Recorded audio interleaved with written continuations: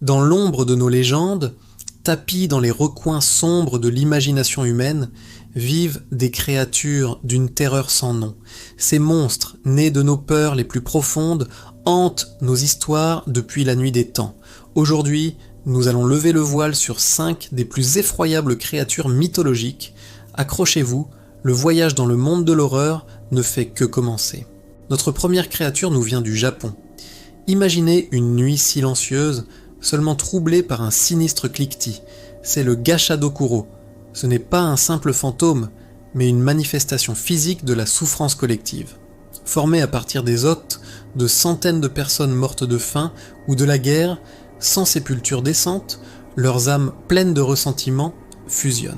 Le résultat est un squelette colossal, 15 fois plus grand qu'un homme, invisible aux yeux de la plupart des mortels jusqu'à ce qu'il soit trop tard.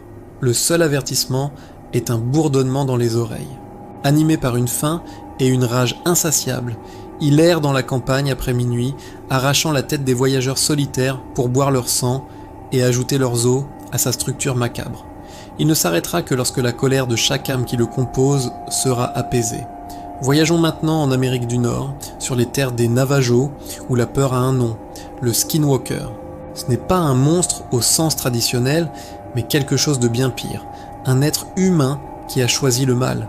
C'est un sorcier, souvent un homme médecine qui a corrompu ses pouvoirs et qui, pour devenir un Skinwalker, doit commettre l'acte le plus impardonnable, tuer un membre de sa propre famille. En échange, il obtient des pouvoirs terrifiants, dont celui de se transformer en n'importe quel animal. Loup, coyote, ours. Il peut prendre leur forme, mais conserve ses yeux humains, une lueur surnaturelle dans l'obscurité. Il utilise ses dons pour tourmenter, semer la maladie et même posséder des gens. Rapide, insaisissable, il peut imiter n'importe quelle voix pour attirer ses victimes dans un piège mortel. Les Navajos eux-mêmes parlent rarement de ces êtres, de peur d'attirer leur attention. Retournons en Europe, dans les terres glacées de la Scandinavie, où les morts ne trouvent pas toujours le repos, le draugr est le cadavre réanimé d'un guerrier viking. Contrairement aux zombies, le draugr conserve une partie de son intelligence et de sa personnalité, mais perverti par une haine insatiable pour les vivants. Doté d'une force surhumaine, il peut changer de taille à volonté, passer à travers la terre solide et dégage une odeur pestilentielle de décomposition.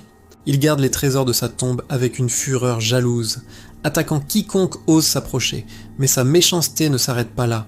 Il peut sortir de son tumulus pour tourmenter le bétail, rendre les gens fous par des visions cauchemardesques ou simplement les écraser sous son poids monstrueux.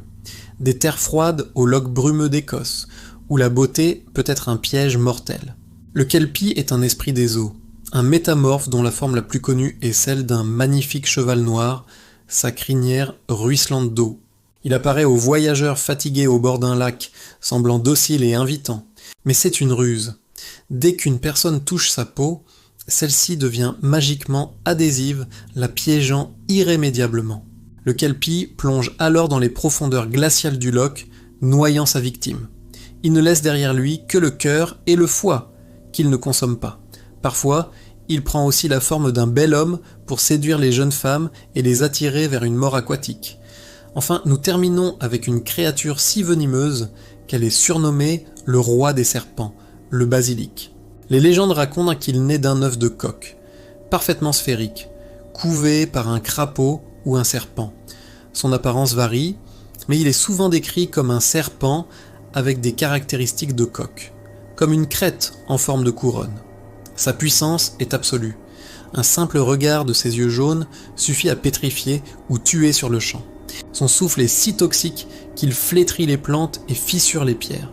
Son contact est instantanément mortel. Même le toucher indirect est fatal. On raconte qu'un cavalier qui transperça un basilic avec sa lance mourut instantanément, ainsi que sa monture, le venin remontant le long du bois. Le seul son qu'il craint est le chant du coq, et son seul prédateur naturel est la belette, immunisée contre son regard et son venin. Ces créatures, et bien d'autres, nous rappellent que le monde des mythes est un endroit sombre et dangereux. Elles sont les incarnations de nos angoisses les plus primales. La prochaine fois que vous entendrez un bruit étrange dans la nuit, Demandez-vous si ce n'est pas l'une d'elles qui vient vous rendre visite. Abonnez-vous, likez la vidéo et activez la cloche pour ne manquer aucune future vidéo.